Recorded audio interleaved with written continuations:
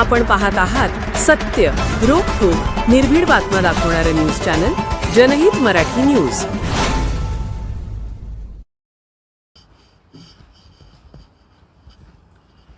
Sony जवळा येथे अंगावर वीज आणि झाड कोसळल्याने शेतकऱ्याचा जागीच मृत्यू। ससाने कुटुंबावर दुःखाचा डोंगर कोसळला, शासकीय मदतीची ग्रामस्थांकडून मागणी। केज तालुक्यात सोनी जवळा येथे अंगावर वीज आणि झाड कोसळल्याने शेतकऱ्याचा जागीच मृत्यू झाला आहे। ससाने कुटुंबावर दुःखाचा डोंगर कोसळला असून शासकीय मदतीची ग्रामस्थांकडून मागणी केली जाते आहे।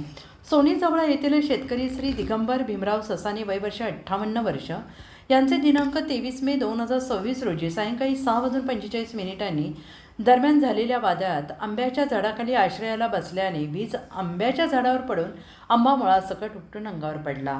आंब्याच्या खाली वीज आणि झाडाचे वजन यामुळे चिरडून दुर्दैवी मृत्यू झाला। श्री दिगंबर भीमराव ससाने यांनी नवीन विद्युत ट्रान्सफॉर्मर घेतला होता, तोही सर्व विद्युत खांब या सकट मोडून जमिनीवर पडला। त्यांच्या घरासमोर दारात असलेलं चिंचेचं झाड दारात निपटून पडलं। घरातील कुटुंबकर्ता गेल्याने ससाने कुटुंबावर संकट आलं आहे, तर सगळ्या बाजूने शेतकऱ्यावर संकट आलेलं असून शेतकऱ्याचा अंत निसर्ग कशा प्रकारे घेईल हे सांगता येत नाही। दिगंबर ससाने हे सोनी जवळ येथील सगळ्यांचे लाडके होते। कधीही कोणालाही न दुखवणारे व्यक्तिमत्व हे निसर्गाच्या कोपामुळे हरवले असल्याच्या भावना ग्रामस्थांनी व्यक्त केल्या।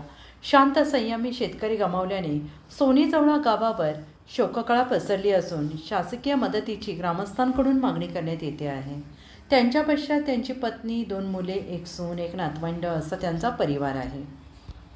जनहित मराठी न्यूज चॅनलला लाईक करा, शेअर करा आणि सबस्क्राईब करा।